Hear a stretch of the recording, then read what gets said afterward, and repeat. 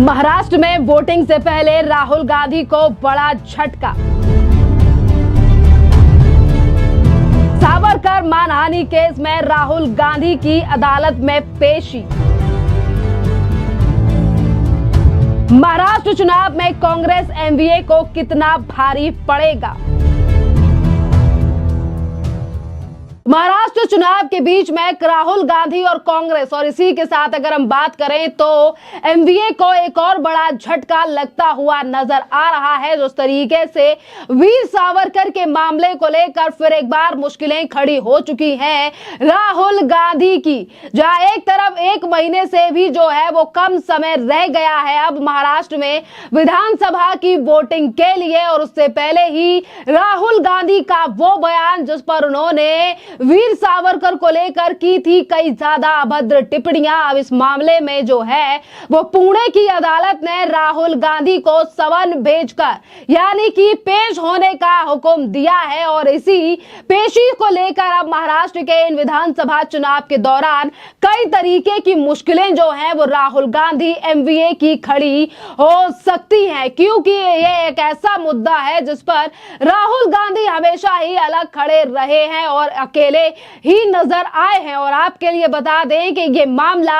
ऐसे समय पर बाहर आया है जब महाराष्ट्र में विधानसभा चुनाव की वोटिंगों को लेकर लगातार तैयारियां चल रही हैं और विधानसभा का चुनाव चल रहा है। सभी पार्टियां जो है वो सीट शेयरिंग के बंटवारे के फॉर्मूले पर बात कर रही हैं, पर यहीं पर राहुल गांधी के ऊपर एक अलग ही आफत आन पड़ी है, वो भी उनके खुद के दिए हुए बयानों के कारण। इस पूरे मामले को लेकर अगर हम देखें तो सिर्फ राहुल गांधी ही नहीं बल्कि उद्धव ठाकरे की भी मुश्किलें खड़ी होती हैं, क्योंकि आज उद्धव ठाकरे का गठबंधन, उद्धव ठाकरे एक ऐसी पार्टी के साथ चुनाव लड़ रहे हैं जिस पार्टी का हमेशा से ही विरोध किया करते थे बाला साहब ठाकरे। और 2019 में जब राहुल गांधी ने दिया था इस तरीके से बयान, उस समय पर यही उद्धव ठाकरे जो आज एमवीए का हिस्सा हैं, इन्होंने राहुल गांधी को चप्पल से मारने की कही थी बात और कहा था कि इन्हीं के जो और नेता हैं यानी कि मणिशंकर अय्यर हैं उन्हें चप्पल से मारा था। इस तरीके की बात जो है वो एक टीवी इंटरव्यू के दौरान खुद उद्धव ठाकरे के द्वारा कही गई थी। पर आज सत्ता का मोह इतना ज्यादा है कि आज उद्धव ठाकरे जिन लोगों को करते थे वीर सावरकर के नाम पर चप्पल से मारने की बात, आज उन्हीं लोगों के साथ मिलकर लड़ रहे हैं चुनाव। और आपके लिए बता दें कि इसी गठबंधन में सीट के बंटवारे को लेकर भी कई दिनों तक जो है वो घमासान भी चला है, जिसको लेकर काफी ज्यादा सरगर्मियां जो है वो सियासी गलियारों में भी दिखाई दी। अब अगर बात करें राहुल गांधी की तो देखिए राहुल गांधी को 23 अक्टूबर को जो है वो पुणे की एक अदालत ने पेश होने का हुक्म दे दिया है, और जल्द ही राहुल गांधी जो है वो नासिक की इस अदालत में यानी कि मानहानि के मामले में जाकर जो है वो पेश होंगे, क्योंकि उनके नाम से ये समन जारी किया गया है। जिस केस में राहुल गांधी की पेशी है वो विनायक दामोदर सावरकर के परिवार की तरफ से ही दायर किया गया है। अप्रैल 2023 में वीर सावरकर के भाई और पोते सत्यगी सावरकर ने राहुल गांधी के खिलाफ सावरकर के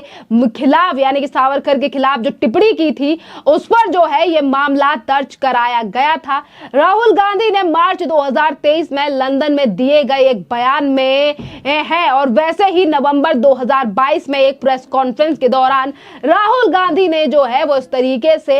एक बयान जो है वो दिया था वीर सावरकर को लेकर, और जानबूझकर जो है वो वीर सावरकर की प्रतिष्ठा को नुकसान पहुंचाया था। और इन तमाम बयानों का जो है वो इस बार इस महाराष्ट्र के चुनाव पर काफी ज्यादा असर पड़ेगा, क्योंकि आपके लिए बता दें कि जिस धरती पर हो रहे हैं ये चुनाव, जिस धरती पर होने वाली है आने वाली 20 तारीख को वोटिंग, ये वही धरती है जहां पूजा जाता है वीर सावरकर को। और इसीलिए अब राहुल गांधी के पुराने बयान जो हैं वो उन्हीं की मुश्किलें खड़ी करने जा रहे हैं। अब देखना अहम ये भी रहेगा कि जिस तरीके से राहुल गांधी हमेशा ही यानी कि जो देश को स्वतंत्रता दिलाने वाले हमारे स्वतंत्रता संग्रामी हैं, उनके खिलाफ कई बार जो है वो राहुल गांधी के मुंह मुंह से इस तरीके की टिप्पणी जो है वो की गई है। अब ऐसे लोगों के ऊपर जनता यानी कि महाराष्ट्र कितना ज्यादा भरोसा करेगा ये तो आने वाले समय पर ही पता चल जाएगा।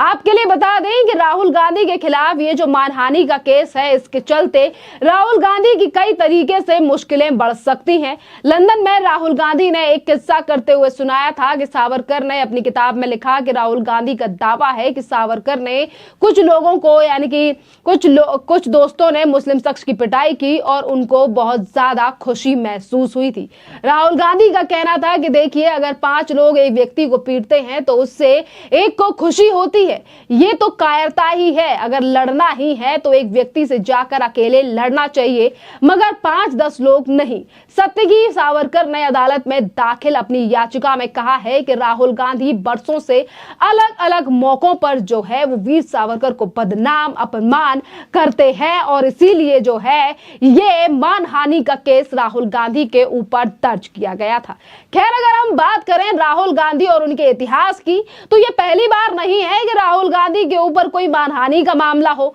जिससे जो है वो विधानसभा का चुनाव इंपैक्ट पड़ा हो चुनाव पर। इससे पहले भी जब कर्नाटका में चुनाव हुए उस समय पर भी राहुल गांधी का एक और बयान निकलकर सामने आया था, जिस पर उन्होंने प्रधानमंत्री नरेंद्र मोदी और उनके पिता को लेकर भी कई तरीके की बयानबाजियां की। उसके चलते भी राहुल गांधी की कई ज्यादा मुश्किलें खड़ी हुई थी और बात यहां तक आ गई थी कि उनकी सदस्यता तक रद्द होने पर बात आ गई थी और 2 साल की सजा जो है वो राहुल गांधी को कोर्ट के द्वारा ही सुनाई गई थी। और उस समय पर भी राहुल गांधी को कोर्ट की तरफ से यह हिदायत दी गई थी कि वो एक पार्टी के सांसद हैं, एक उच्च पार्टी के नेता भी हैं और उन्हें अपनी जबान पर कंट्रोल रखना चाहिए और अपने शब्दों का उच्चारण जो है वो देखकर सोच समझकर करना चाहिए। पर तमाम बातें और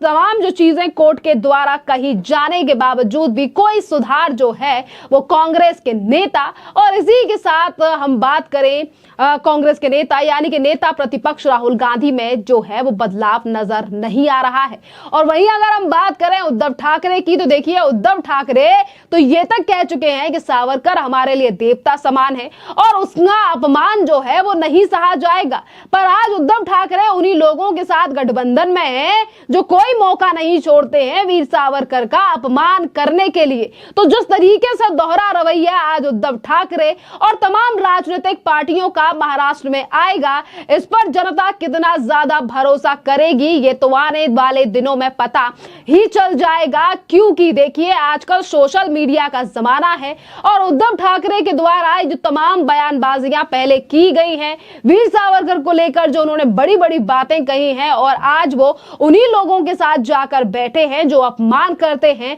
तो इन चीजों को भी महाराष्ट्र की जनता नहीं भूली है। और आपके लिए बता दें कि ये तमाम जो मुद्दा है ये काफी ज्यादा मुश्किलें इस बार की वोटिंग से पहले एमवीए गठबंधन की बढ़ाने जा रहा है, क्योंकि अब कई ऐसे मुद्दे हैं जिसके चलते गठबंधन की बात करें तो कई ऐसी चुनौतियां जो हैं वो एमवीए गठबंधन के सामने हैं, जिसके चलते काफी ज्यादा मुश्किलें और बड़े झटके जो है वो एमवीए गठबंधन के लिए आने वाले समय पर भी लग सकते हैं, जो कि इस बार ये कह रहे हैं कि सरकार एमवीए की बनेगी। पर जिस तरीके की बयानबाजी और मुश्किलें खड़ी होती हुई नजर आ रही हैं पार्टियों की एमवीए की, राहुल गांधी की, ये दर्शा रहा है कि आखिरकार महाराष्ट्र की जनता का रुख जो है वो किस तरफ हो सकता है। खैर, इस पूरे मामले पर अब आपकी भी जो राय हो, आप भी हमें कमेंट कर जरूर बताइए।